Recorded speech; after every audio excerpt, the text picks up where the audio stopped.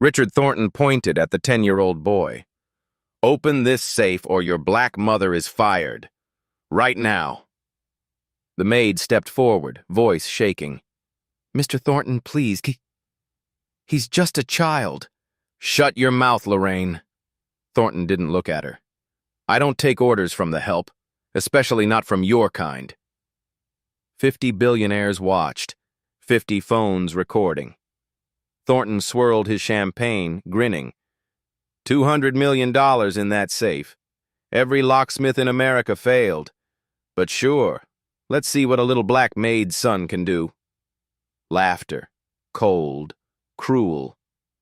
5 minutes, boy, if you can count that high. The maid's knees buckled. "Sir, I'm begging you." "Beg quieter. You're embarrassing yourself." The boy said nothing. He walked to the safe, placed his small palm on cold steel, and smiled. But how did we get here? Let's rewind. 30 minutes earlier, before the bet, before the humiliation, before everything changed forever. The service hallway smelled like industrial bleach and leftover champagne. Yancey Foster sat on an overturned storage crate, legs dangling 6 inches from the floor, reading a library book on mechanical engineering. The pages were soft from hundreds of hands before his. Dog-eared corners marked chapters on gear ratios and tumbler mechanisms. Coffee stains decorated Chapter 7. He'd renewed this book 4 times. The librarian had stopped asking questions weeks ago. He was 10 years old, small for his age, invisible by design. Through the cracked service door, he could see the gala in full swing. Crystal chandeliers scattered light across Italian marble floors. Women glided past in gowns that cost more than his mother earned in a year. Men laughed too loud, their watches glinting. Timepieces worth more than the apartment building where Yancey slept on a pull-out couch. This was Richard Thornton's world, a world of excess and entitlement. A world where people like Yancey existed only to serve, to clean, to disappear. Yancey had learned to watch without being seen.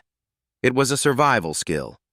The first rule his mother had taught him: don't draw attention, don't make noise, don't exist louder than necessary. His mother, Lorraine Foster, had worked for Richard Thornton for 12 years, since before Yancey was born. She'd scrubbed his marble floors on her hands and knees, pressed his Egyptian cotton shirts until they were crisp as paper, organized his closets by color, by season, by designer, smiled through every insult because that's what survival looked like when you had a child to feed and rent to pay. Lorraine was 45 years old. Her hands were rough from chemicals and labor. Her back ached from years of bending, lifting, scrubbing. But her eyes still held something fierce, something she hid from employers but showed to her son when they were alone. Tonight, she couldn't find childcare. The regular sitter had canceled. The backup was sick. So Yancey sat in the hallway with his library book, making himself as small and quiet as possible. The penthouse was a monument to ego. Original Picassos hung on walls that could have housed 10 families. A Fabergé egg sat under glass, worth more than Yancey's entire neighborhood. Awards and trophies crowded every surface. Philanthropy prizes from organizations that existed mainly to give awards to men like Thornton. But the centerpiece tonight was different. A safe. Not just any safe. A 1943 Luftwaffe field safe, supposedly recovered from a Nazi officer's bunker in Bavaria, allegedly containing artwork worth $200 million. Thornton had purchased it at auction 6 months ago. He didn't care about the contents. He cared about the story. The mystique, the conversation piece. Professional locksmiths had tried for months to crack it. All failed. Thornton had turned their failure into entertainment. A game, he called it. Crack the safe, keep the contents. $200 million sitting in his living room like a party trick for bored billionaires. Yancey watched the safe through the doorway.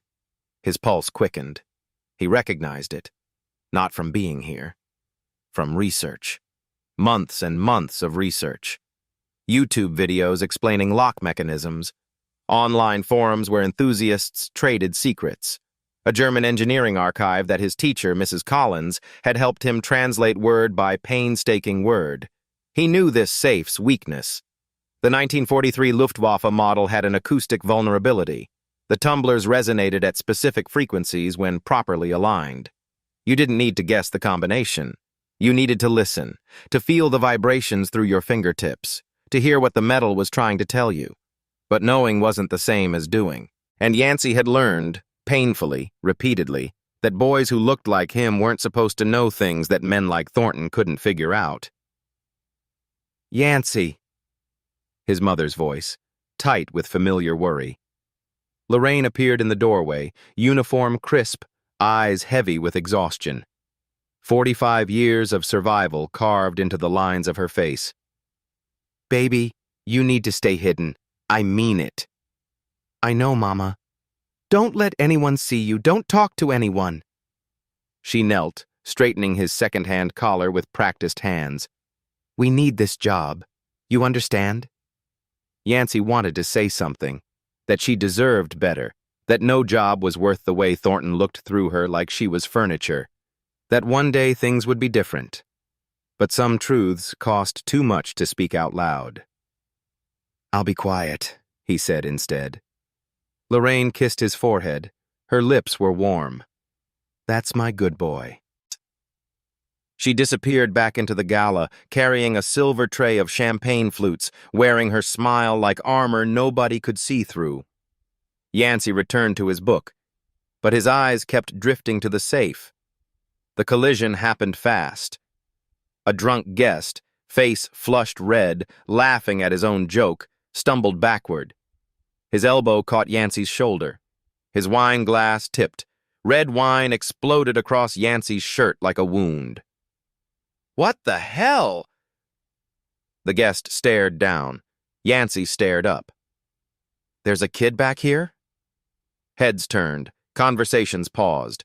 Silence spread like ripples in a pond. The invisible boy was suddenly horribly visible. Richard Thornton noticed. He crossed the room slowly, deliberately. Each step calculated for maximum intimidation. The crowd parted around him like water around a shark. His eyes swept over Yancey, the wine-stained shirt, the worn shoes with holes near the toes, the library book clutched like a shield against the world. Well, well, Thornton's voice carried across marble floors, designed to be heard. The help brought her puppy tonight. Nervous laughter from the crowd. Lorraine materialized instantly, face drained of color. Mr. Thornton, I'm so sorry. My sitter canceled last minute and I thought... You thought? Thornton raised one eyebrow. I don't pay you to think, Lorraine. I pay you to clean. That's all your kind is good for. More laughter. Louder now. Crueler. I'll take him home right now. I'll call a cab and... You'll stay. Thornton held up a hand, silencing her completely. His eyes hadn't left Yancey. Actually, this might be entertaining. The energy in the room shifted. Guests sensed blood in the water. Thornton smiled. The smile of a man who had never once in his 62 years been told no. And the nightmare began. The boy stood motionless as 50 phones rose to capture whatever came next. None of them were ready. Thornton positioned his phone for the perfect angle. This was going to be delicious. The Maid's son, humiliated in front of Manhattan's elite. Content Gold for his private social media group, the one where billionaires shared videos of the help being put in their place. All right, boy. He checked his Rolex with theatrical flair, making sure everyone saw the diamonds. 5 minutes on the clock. Let's see what the son of a toilet cleaner knows about. Yancey placed his ear against the safe. The cold steel pressed against his cheek. He closed his eyes. $200 million worth of... His small fingers found the dial, started turning, slowly, precisely, each movement deliberate. Priceless Nazi artifacts that the greatest locksmiths in... Yancey wasn't guessing. He was listening. Each tumbler had a voice, a specific frequency when it aligned correctly, like musical notes waiting to form a chord. The safe was speaking to him in a language no one else in this room understood. America couldn't crack, so I highly doubt some little black click. The first tumbler fell into place. Thornton's sentence stumbled. Kid from the... Click. Click. Yancey's fingers moved faster now, more confident, the safe's voice growing clearer with each rotation. The room had gone completely silent. Even the champagne bubbles seemed to pause. "What is he?" someone whispered. Click. Thornton lowered his phone slightly. Something cold crept into his expression, something that looked almost like fear. "There's no way. There's absolutely no—" Clunk. The massive steel door swung open. 28 seconds. The boy had opened a safe that defeated every professional locksmith in America. Before Richard Thornton finished his sentence. Silence. 1 heartbeat. 2. Then chaos erupted. A woman screamed. Champagne glasses shattered on marble. Guests surged forward, phones blazing with light. Yancey stepped back from the safe, expression unchanged, like he'd just opened his school locker, like this was any ordinary Tuesday afternoon. Lorraine's knees gave out completely. A waiter caught her arm before she collapsed. Inside the safe, not artwork. Stacks of documents, leather-bound ledgers, manila folders stuffed with photographs, bank statements, wire transfer records, paper, mountains and mountains of paper. Thornton's face cycled through emotions like a broken slot machine. Shock, confusion, rage, then something darker. Fear. "Nobody touch those!" He lunged toward the safe. "Those are private. That's my property. Nobody touch anything!" But 50 phones had already captured everything. 100 photographs already taken. The evidence was already out. Yancey looked at Thornton. Calm, quiet, unafraid. "You said $1 million. Thornton froze mid-lunge. "For my mom. You said it." The boy's voice carried clearly. "Everyone heard you. Everyone recorded it." Chub. A single photograph slid across the floor and stopped at Lorraine's feet. She picked it up with trembling hands. Her own name stared back at her, next to a number that should have been her retirement, next to the word transferred. How does a 10-year-old boy crack a $200 million safe in 28 seconds? The answer begins 6 years earlier, in a cramped one-bedroom apartment in Queens. Decked, age 4. Lorraine's alarm clock stopped working on a cold Wednesday in February. She stared at it in the pre-dawn darkness, panic rising in her chest. She couldn't afford a new one. She couldn't afford to be late. Thornton had already warned her twice about punctuality. One more strike and she was gone. So she planned to wake herself every hour, checking the stove clock, terrified of oversleeping and losing everything. Yancey found the broken clock in the trash the next morning. He sat on the kitchen floor for 3 hours, tiny fingers working with tools he'd fashioned from a butter knife and a bent paperclip. His tongue stuck out in concentration, a habit he'd never grow out of. At noon, he walked into the kitchen where Lorraine was preparing for her shift. "Fixed it, Mama."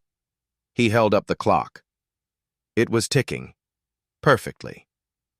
Lorraine stared at her 4-year-old son, at the grease smudges on his small fingers, at the clock that had defeated her but surrendered to him. "Baby, how did you—" Yancey shrugged, like it was the most natural thing in the world. "It wanted to work, Mama. It just forgot how. I reminded it." That night, after Yancey fell asleep, Lorraine cried into her pillow. Not from sadness. From the terrifying realization that her son was something extraordinary, something she had no idea how to protect in a world that destroyed extraordinary black boys every single day. Age 6. Yancey found a rusted padlock in a dumpster behind their building. Most kids would have kicked it aside. Yancey carried it home like buried treasure, cradling it against his chest. He spent 2 days watching YouTube videos on his mother's ancient phone, the one with the cracked screen she couldn't afford to replace. Lock mechanisms, tumbler systems, the elegant physics of security. On the third day, he opened the padlock with a bent paperclip and a bobby pin. Then he did it again, and again, blindfolded, behind his back, until the lock became an extension of his own hands. Word spread through the building. Mrs. Patterson from 4B locked herself out at midnight. Yancey opened her door in 30 seconds, still half asleep in his pajamas. Mr. Williams lost the key to his storage unit. Yancey cracked it during a commercial break of the game show they were watching, Old Mrs. Henderson's late husband had left a lockbox she'd never been able to open. Yancey had it open before her tea finished steeping. "That boy got magic hands," Mr. Williams told Lorraine, shaking his head in amazement. "You got yourself a little wizard there." Lorraine smiled tightly, but inside, worry gnawed at her. Magic drew attention. And attention was dangerous for boys who looked like Yancey in a world that saw threat in their potential. Age 8. Yancey discovered online forums, lock sport communities where enthusiasts traded techniques like recipes, security researchers who analyzed vulnerabilities, historians who documented the evolution of locks from ancient Egypt to modern bank vaults. He read everything: forum threads, technical manuals, historical archives. He learned about warded locks and pin tumblers and disk detainers and combination mechanisms that had protected secrets since Caesar's Rome. His vocabulary expanded in ways his teachers couldn't explain. Suddenly he was using words like false gate and binding order and acoustic resonance. His teacher noticed. Mrs. Collins was 50 years old, a former mechanical engineer who'd spent 20 years in corporate America before burning out completely. She'd found a second purpose in teaching, in recognizing sparks others missed. She recognized Yancey's spark the first week of 3rd grade. "Yancey, what are you reading during lunch?" "German engineering archives, ma'am, about World War II safes." She looked at the 8-year-old boy reading documents that had challenged her in graduate school, reading them for fun, reading them like novels. "Would you like help translating the technical sections?" That question changed everything. Mrs. Collins became his secret mentor.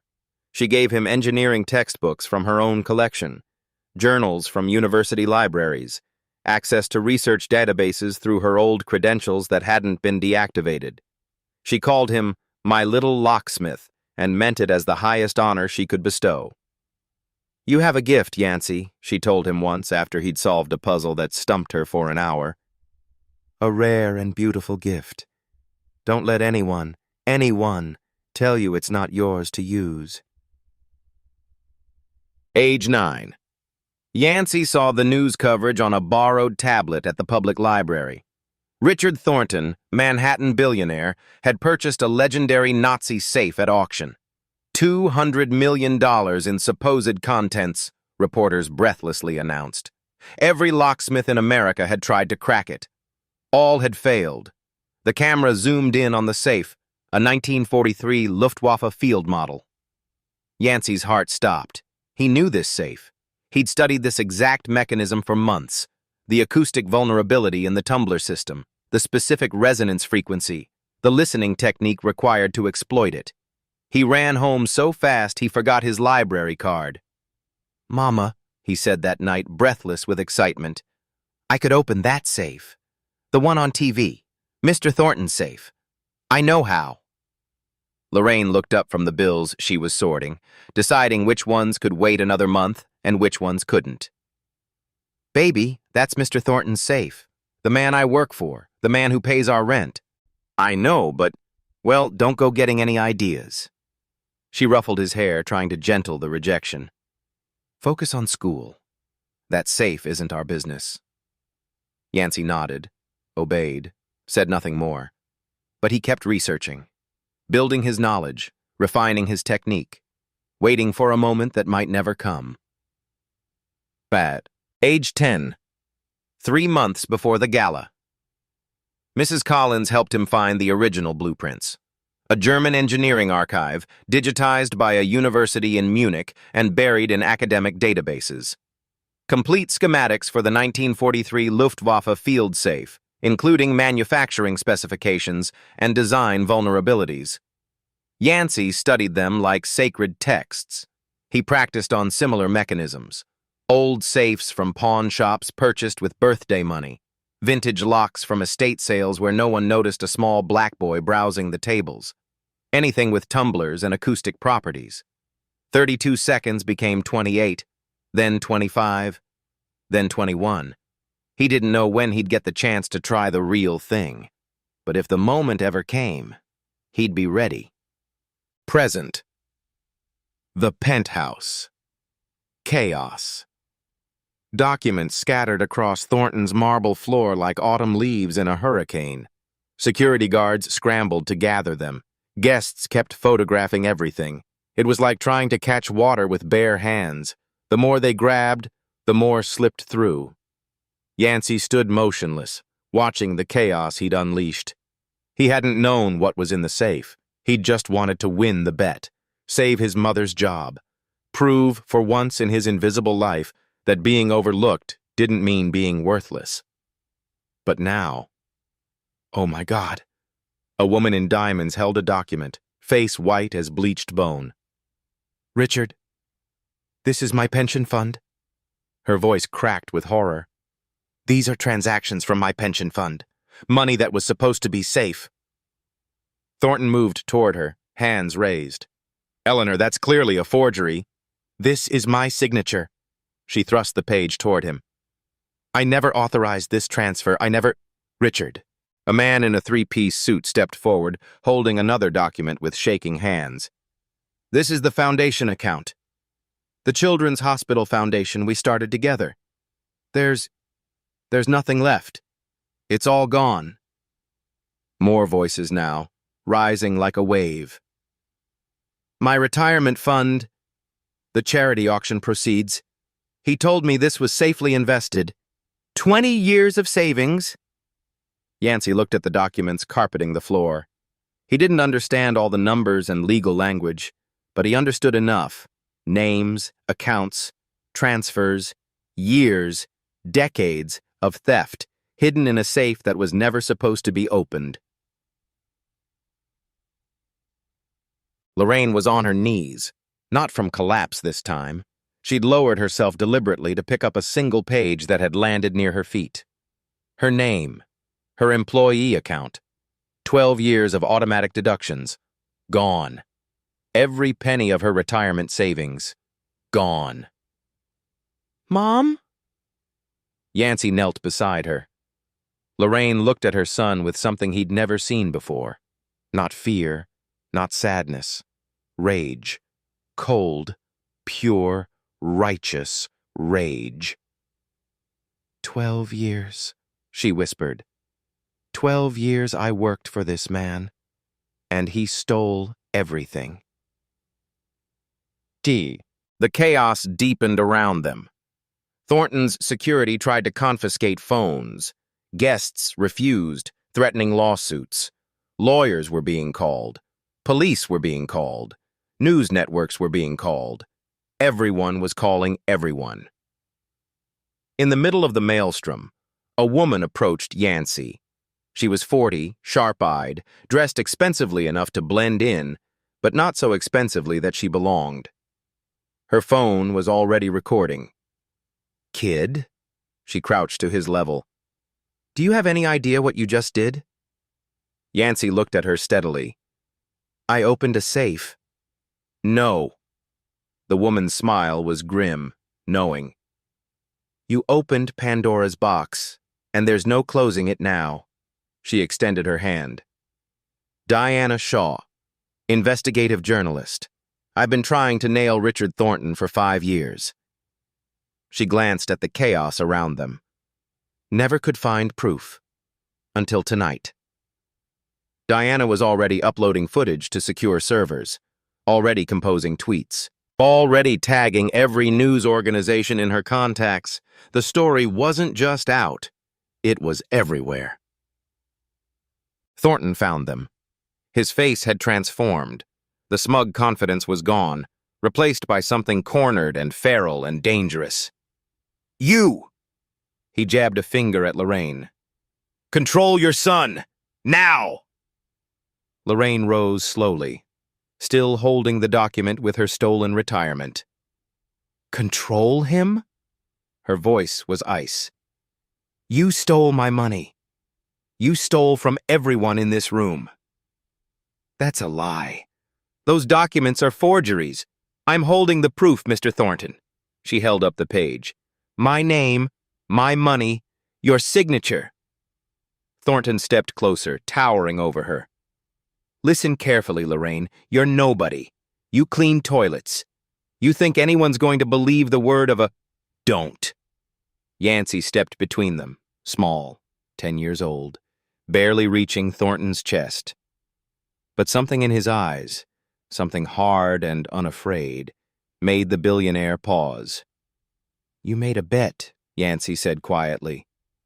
$1 million, 50 witnesses, 50 cameras. That was a joke. You weren't laughing when the safe opened. Thornton's face reddened with fury. "You little... Pay my mom, like you promised." The room had stopped to watch, recording, waiting, holding their breath. Thornton had no move. He'd made the bet publicly, on camera. Breaking it now meant admitting defeat, admitting that a 10-year-old black kid from Queens had beaten him in front of everyone who mattered. His jaw worked silently. Then he smiled, that cold, reptilian smile. "You want to play games, little boy?" He straightened his jacket with deliberate calm. "Let me show you how adults play." Ticked, he turned to his lawyer, whispering instructions. The real counterattack was about to begin. Pemberton was Thornton's personal attorney. 60 years old, $3,000 suit, $200 haircut, eyes like a snake that had attended Harvard Law and learned to smile without meaning it. He stepped forward, raising both hands in a calming gesture that fooled no one. "Ladies and gentlemen, let's all take a breath." The chaos subsided slightly. People recognized that voice, that practiced tone of authority, the voice of someone who made inconvenient problems disappear for a living. "What we've witnessed tonight is unusual." Pemberton allowed a thin, patronizing smile. "A child with a parlor trick. Impressive, certainly. But let's be absolutely clear about several important facts." He held up one manicured finger. "First, Mr. Thornton's bet was obviously a joke. Party entertainment for his guests. Not a legally binding contract. Any first-year law student could tell you that." Uncomfortable murmurs rippled through the crowd. The energy shifted. "Second," another finger rose. "This child, however he accomplished his little trick, has accessed the private contents of Mr. Thornton's personal property without authorization. Technically speaking, that constitutes trespassing, perhaps even burglary." Lorraine stiffened. Yancey's eyes narrowed, but his expression remained calm. "Third," Pemberton's smile sharpened into something predatory.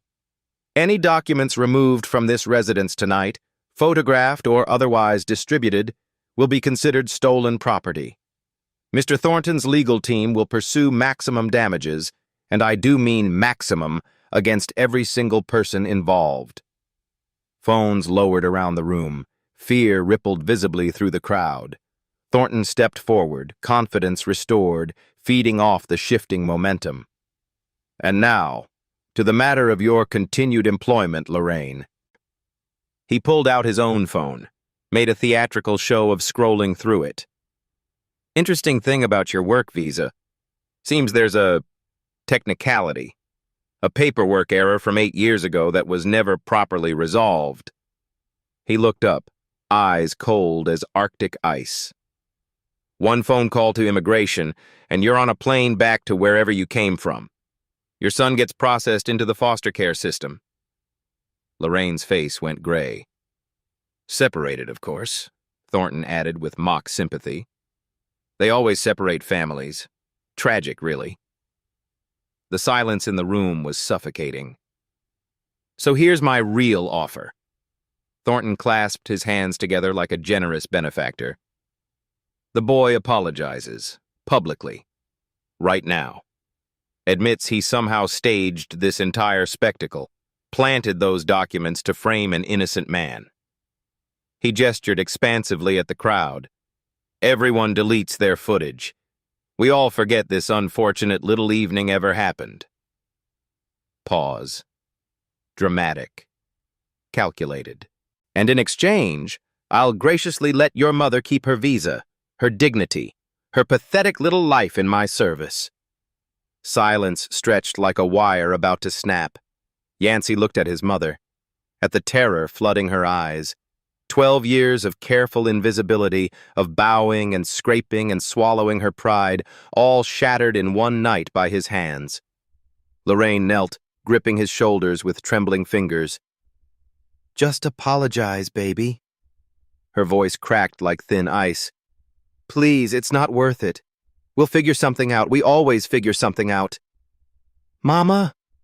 Please. Tears carved rivers down her cheeks. I can't lose you. I can't. You're all I have. Yancey looked past her. At Ruth, the cook, standing in the kitchen doorway, 60 years old, watching silently. At Samuel, the driver, jaw tight with suppressed fury. At Martha, the housekeeper, hands clasped together like she was praying. At 6 other workers behind them, brown faces, tired eyes, all whose names were somewhere in those documents, all who had been robbed exactly like his mother. Their faces were resigned, defeated. The faces of people who had learned through bitter experience that fighting back was never worth the cost. Yancey looked back at Thornton, at the smirk spreading across his face like an oil slick, at the absolute certainty of victory gleaming in his eyes. No. Lorraine's grip tightened painfully. Yancey? No, Mom. His voice was steady as bedrock. He stole from you. From Ruth. From Samuel. From Martha. From everyone who ever trusted him. Baby, please. And he wants me to apologize? The room went absolutely still. Yancey turned to face Thornton directly. Small body, huge courage. You're scared.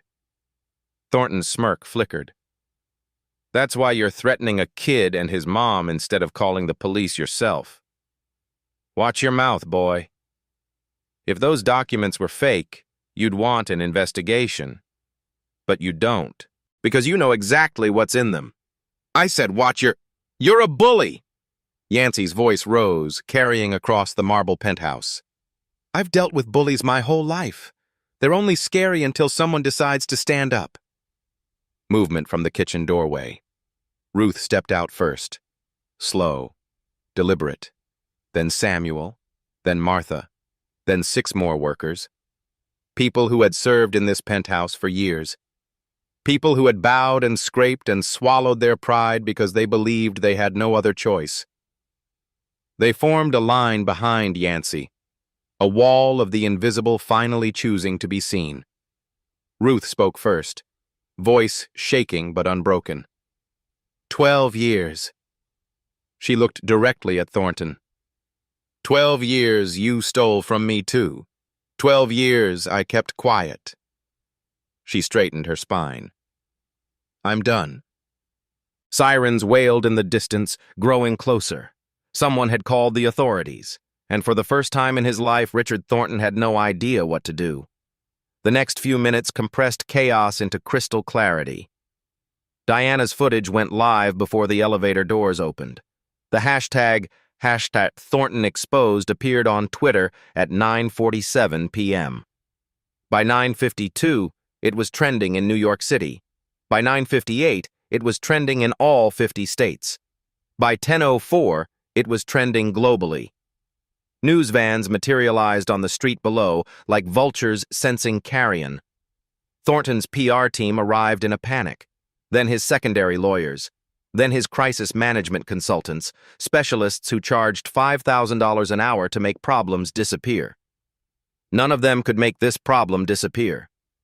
Because this problem was already everywhere. On every phone, on every feed, on every screen. Spreading faster than any team could possibly contain. But the real climax wasn't happening in the digital world. It was happening in a quiet service corridor. Lorraine pulled Yancey away from the chaos, through a door marked Staff Only, into a hallway that smelled like cleaning supplies and broken dreams. Her hands shook violently as she gripped his shoulders. "What did you do?" Not accusation. Pure awe. "Baby, what did you do?" "I opened a safe, Mama." "Yancey." "He was going to fire you." His voice cracked, the first break in his composure all night. "He called you worthless. He said toilet cleaner. He said you're kind." Lorraine's breath caught in her throat. "I couldn't just stand there, Mama." Tears finally spilled down Yancey's cheeks. "I couldn't watch him hurt you and do nothing. I couldn't." She pulled him into her arms, held him so tight she could feel his heart hammering against her chest. 12 years, she whispered into his hair. 12 years I bowed my head in this house, apologized for breathing, told myself it was survival, told myself it was for you, to give you a better life. She pulled back, looked at her son, really looked at him. "When did you get so brave?" Yancey wiped his eyes with the back of his hand. "You taught me, Mom. I never taught you to do this. You taught me that doing right is hard." His voice steadied. "But it's always right. You said it every single day, when you thought I wasn't listening." Lorraine laughed through her tears. A wet, broken, beautiful sound. "I said that?" "Every day, Mama. Every single day." She hugged him again, tighter than before. Then something shifted, in her spine, in her shoulders, in the very core of who she was. She straightened, stood tall. "Come on, baby."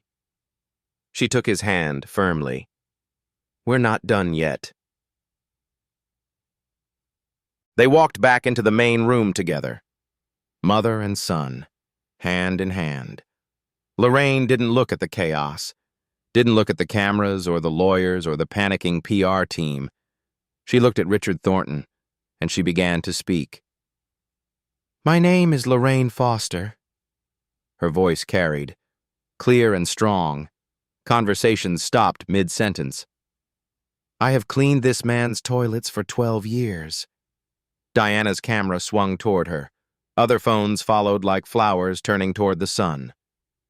"I have smiled when he insulted me, apologized when he humiliated me in front of guests, said, 'Yes, sir,' and 'Thank you, sir,' when he treated me like I was less than human." She stepped forward. Thornton actually stepped back. "I did it because I thought I had no choice.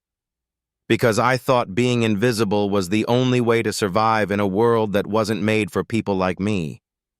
Because I thought I was protecting my son by teaching him to stay quiet, stay small, stay out of the way." She turned to look at Yancey, tears falling freely, unashamed. "But my son just showed me something I'd forgotten." The room was silent. Completely, utterly silent. "He's 10 years old." Her voice broke and reformed, stronger. 10. And he's braver than I've been in 45 years of living. She faced Thornton again, eye to eye with the man who had owned her labor for 12 years. "You can threaten my visa, Richard." First time she'd ever used his first name. "You can try to destroy my life. You can call me the help. Call me your kind. Call me whatever makes you feel powerful. She stepped closer. He stepped back. But you cannot.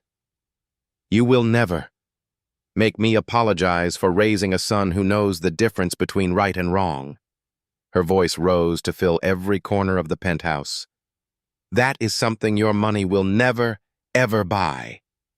Silence. 1 heartbeat. 2. 3. Then someone in the back of the room started clapping. A single person. Then another joined, then another. Then the entire room erupted in thunderous applause. Guests who had laughed at Yancey were now wiping tears. Workers who had spent years hiding in kitchens were now standing in the open, clapping, crying, finally seen. The invisible had become visible, and the world was watching. Thornton stood alone in the middle of his own penthouse. His lawyer had vanished. His security team wouldn't meet his eyes. His PR consultants were already composing their resignation emails. The elevator chimed. The doors opened. 4 FBI agents stepped out. Dark suits, serious faces, federal badges catching the chandelier light. They had been building a case against Richard Thornton for 7 years. Missing evidence, blocked subpoenas, witnesses who disappeared or suddenly recanted. Tonight, the evidence had delivered itself. The lead agent walked directly to Thornton. Richard Thornton? Thornton's face had gone pale as bone. This is private property. You have no right to... Richard Thornton, you're under arrest for wire fraud, embezzlement, money laundering, and racketeering. Handcuffs clicked around wrists that had never known restraint. Do you know who I am? Thornton screamed as they led him toward the elevator. Do you have any idea who I am? Yes, sir, the agent replied flatly. You're under arrest. As the elevator doors began to close, Thornton twisted to look at Yancey one final time. This isn't over, boy. Yancey met his gaze steadily. For you it is. The doors closed. The penthouse exploded in cheers. And Lorraine Foster held her son and wept with joy. 24 hours later, the world was still burning. Thornton Exposed had evolved into #Thornton. Arrested, then #Thornton Files, then #Justice for the Invisible. Each hashtag bigger than the last. Each one carrying the story further. Every news outlet on the planet ran some version of the headline. 10-year-old cracks impossible safe, exposes billionaire's $340 million fraud. The boy who brought down a giant. Maid son versus Manhattan billionaire, a modern David and Goliath. 28 seconds that changed everything. The numbers were staggering in their scope. 850 victims, pension funds drained, savings accounts emptied, charity donations diverted, trust accounts pillaged. 15 years of systematic theft hidden in a safe that was never supposed to be opened, until a 10-year-old boy pressed his ear to the steel and listened. The class action lawsuit was filed within 48 hours.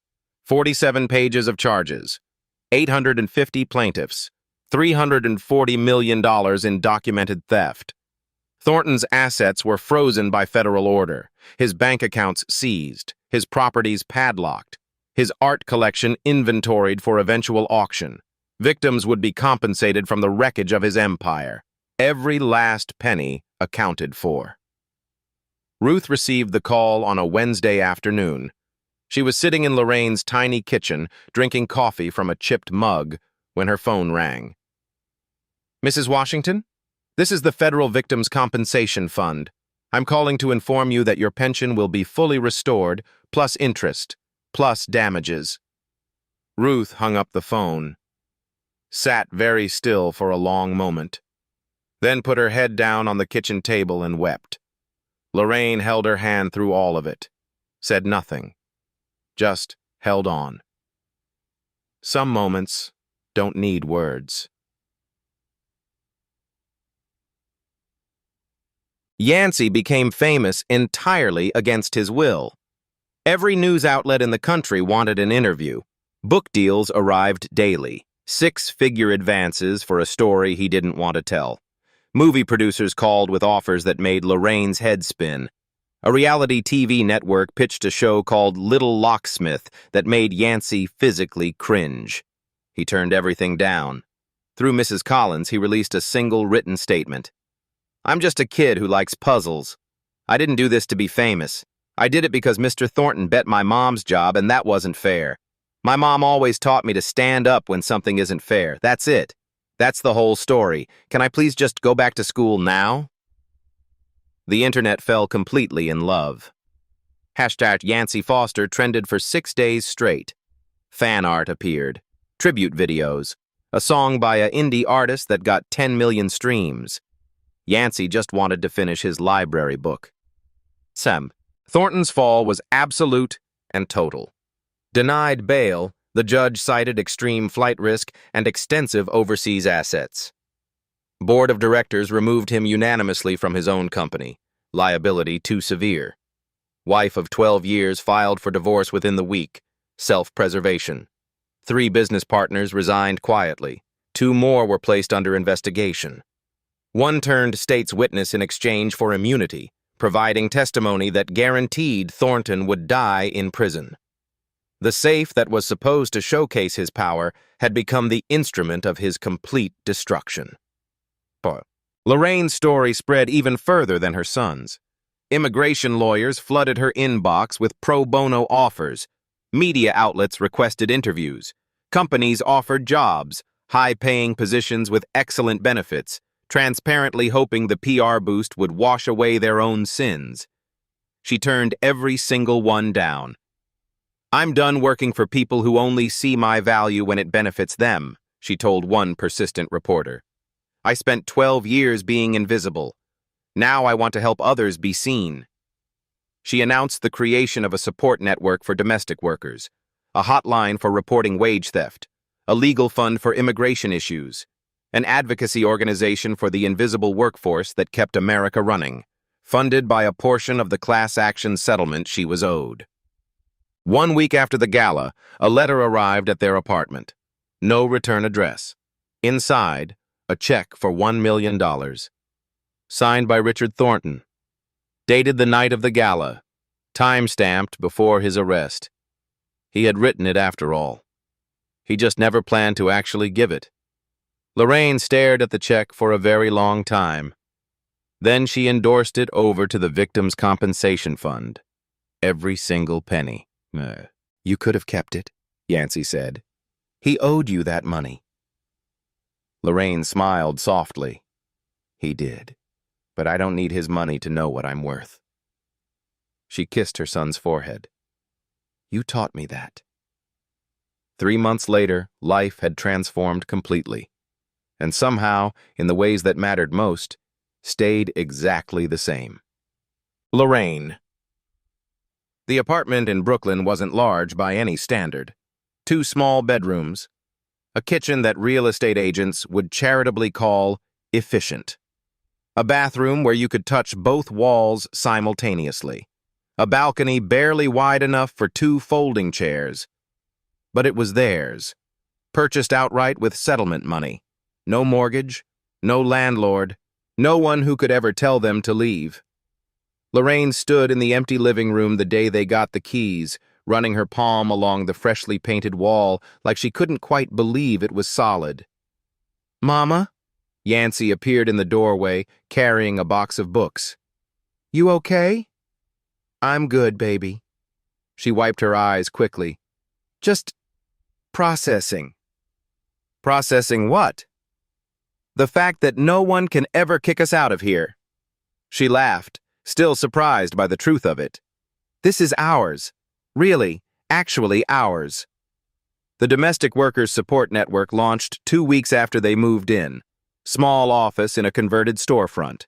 3 volunteers, Ruth, Samuel, and a young lawyer named Patricia who worked pro bono. A phone line that rang constantly from the moment they opened. They helped 40 workers report wage theft in the first month, 63 the second month, 81 the third. By month 4, they'd expanded to 2 offices, 8 volunteers, a full-time staff attorney funded by donations that kept arriving unsolicited. It wasn't glamorous. The work was exhausting and often heartbreaking.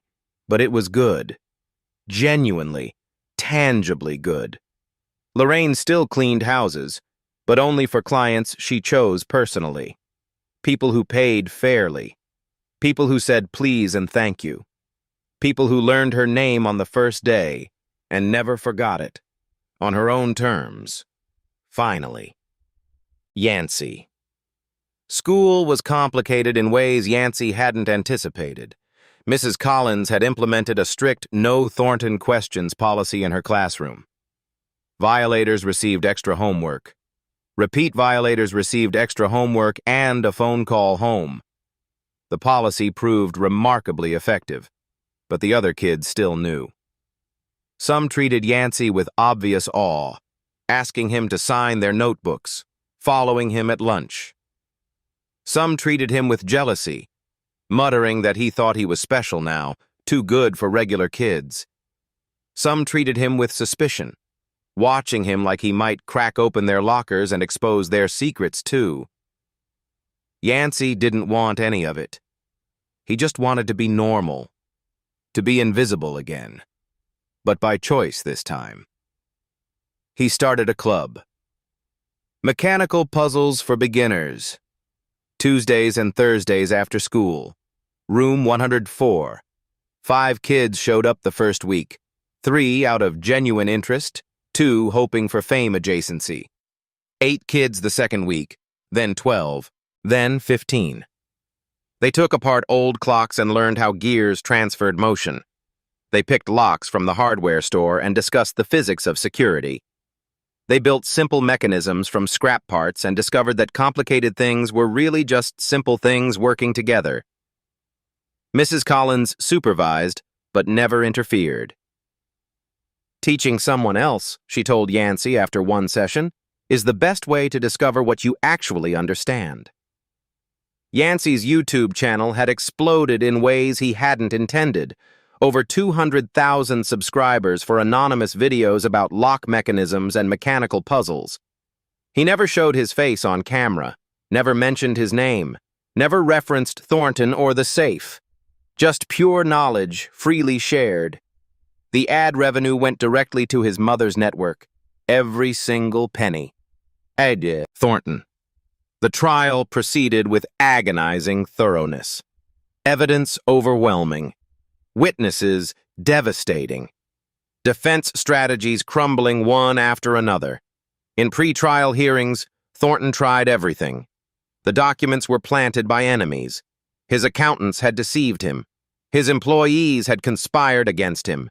His ex-wife had masterminded the entire fraud. Nothing stuck. The documents were in his own handwriting. The wire transfers bore his personal authorization codes. The victims remembered every promise he'd made, and every one he'd broken. His penthouse sold at federal auction for $47 million. The buyer, a nonprofit coalition for immigrant family housing. They announced plans to convert it into affordable apartments, specifically for domestic workers and their families. The marble floors where Lorraine had knelt for 12 years would become foundations for families just like hers. The irony was perfect and absolutely intentional.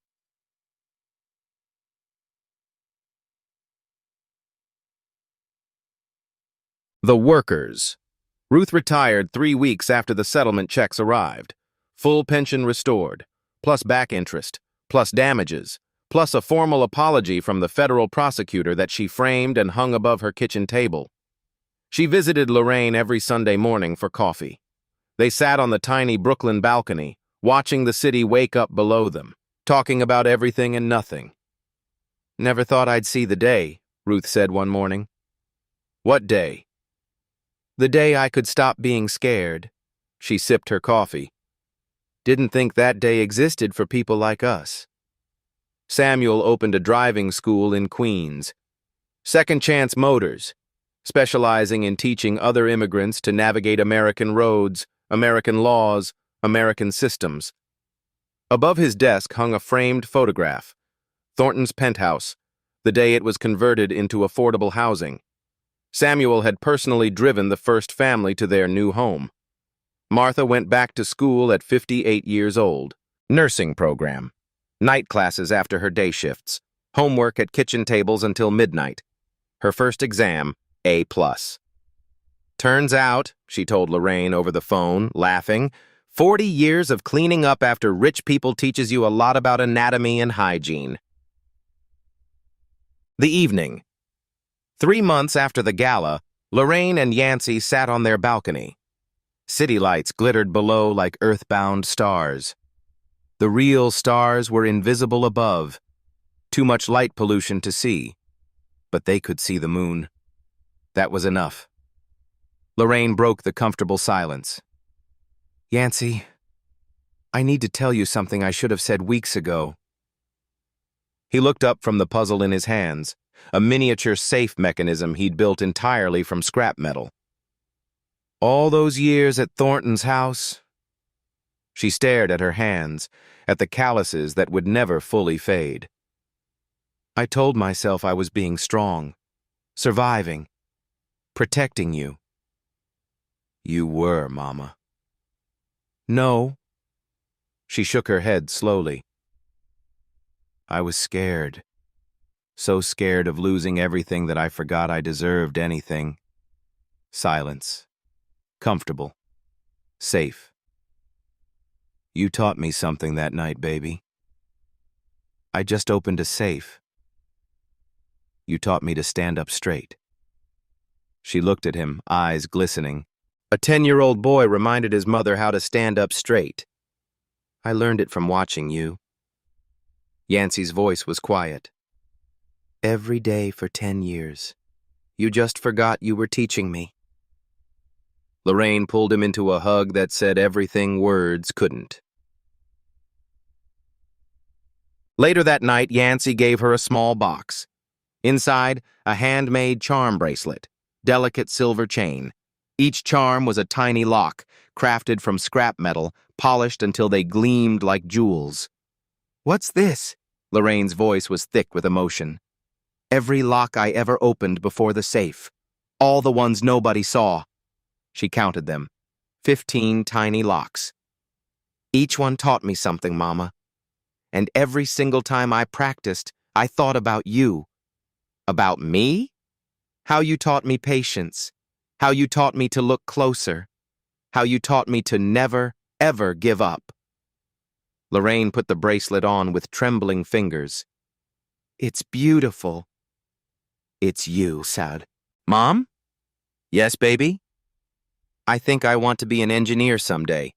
Build things, not just open them. Lorraine smiled. The first truly full smile in longer than she could remember.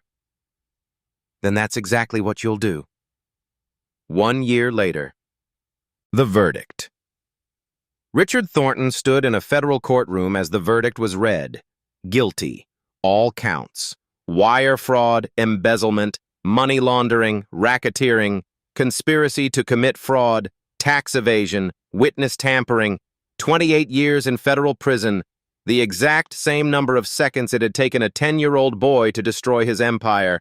The cameras captured his face as marshals led him away in handcuffs, hollow, defeated, gray, the face of a man who had finally discovered, too late, that he wasn't untouchable after all. The headline wrote itself across every screen in America, from penthouse to prison, the fall of Richard Thornton. The safe. The Luftwaffe safe was donated to the Smithsonian Institution. It sat in a climate-controlled display case in the American History Wing, accompanied by a new brass plaque. Opened by Yancey Foster, age 10, Washington, D.C., New York City. Some locks are broken by skill, others are broken by courage, the strongest are broken by both. School groups visited every single day. Children pressed their ears against the display glass, pretending they could hear the tumblers through the barrier. Teachers told the story. The Maid's son, the impossible safe. 28 seconds that changed everything. Some stories become legends. This one had the advantage of being true. The workers. Ruth's granddaughter graduated from middle school with highest honors. Her valedictorian speech mentioned, "The boy who taught my grandmother that it's never too late to speak up and never too early to stand tall." Ruth cried in the front row. Didn't try to hide it. Samuel's driving school expanded to 3 locations across Queens and Brooklyn, 12 instructors, over 500 graduates who now had licenses, jobs, independence. Above his desk hung that same photograph, Thornton's penthouse on the day it became affordable housing. Samuel had driven 12 families to their new homes personally. He kept count. Martha finished her nursing degree, top 5% of her class, age 59. Her first shift in the hospital, a wealthy patient treated her dismissively, wouldn't look at her, snapped his fingers for attention. Martha set down his chart and looked at him calmly. "Sir, I spent 40 years cleaning up after people like you. I learned patience. I also learned that I don't have to tolerate disrespect anymore." She picked up the chart again. "Now, would you like to start over?" He would. The network. Lorraine's organization, Voices for the Invisible, expanded to 3 cities in its first year. Over 500 workers helped. Wage theft recovered. Visas protected. Dignity restored.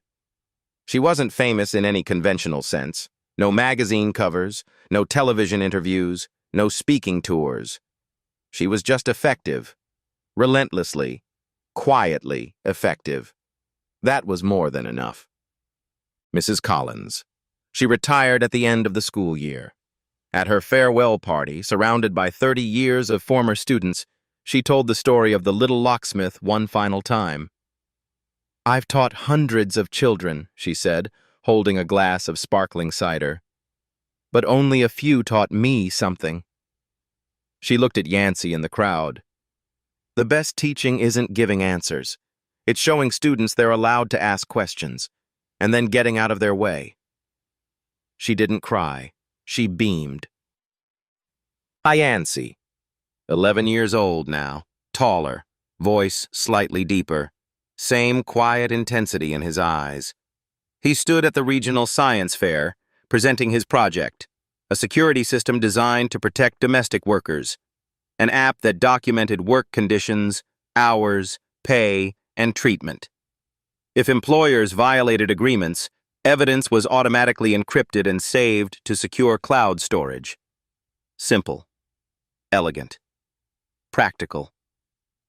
He didn't win first place. An elaborate volcano with real smoke effects took that prize. But a woman in a business suit approached him afterward. "Mr. Foster?" She handed him a business card. MIT Engineering Outreach Program. "We've been following your YouTube channel for months. Your understanding of mechanical systems is remarkable for any age. When you're ready for college, we'd very much like to have a conversation." Yancey took the card, examined it politely, not impressed by prestige, simply curious about possibilities. "Thank you, but I'm only 11. I've got time." The woman smiled. "I have a feeling you'll use it well." The final night. Lorraine and Yancey. Kitchen table. Homework spread between them. Normal evening. Normal life. Extraordinary peace. Lorraine noticed something on Yancey's wrist. A simple watch. Old, worn, familiar somehow. "Where'd you get that?" "Thrift store. $3. It was broken when I bought it." He held it up, ticking perfectly. "Fixed it." Lorraine laughed. "Of course you did." Comfortable silence. "Mom?" "Yes, baby?" "Do you ever wonder what would have happened if I hadn't opened that safe?" Lorraine thought for a long moment, really considered the question. "Sometimes," she admitted. "But then I remember. You didn't open it for money or fame. You opened it because someone threatened your mama." She reached across the table, took his hand. "And that means No matter what was inside that safe, you would have been exactly who you are. Who's that? My son. Her eyes glistened with tears she didn't try to hide. The safe didn't make you special, baby. You were already special. The safe just let everyone else finally see it.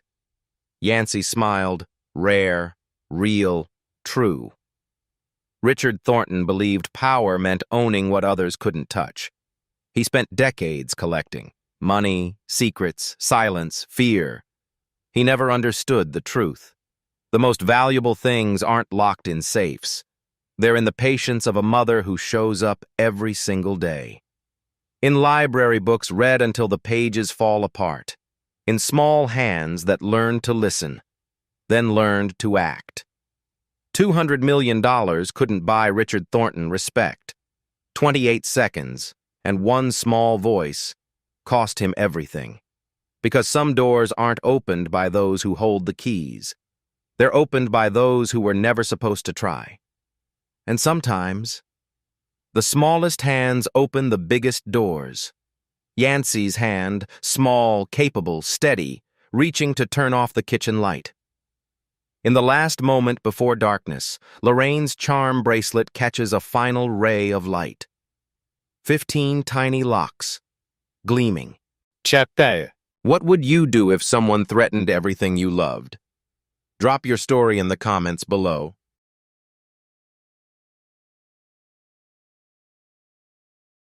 One story can wake up a crowd. One moment of clarity can crack years of silence. At Beat Stories, we find those moments, and we share them loud and clear. If this made you think, hit subscribe. This is just the beginning.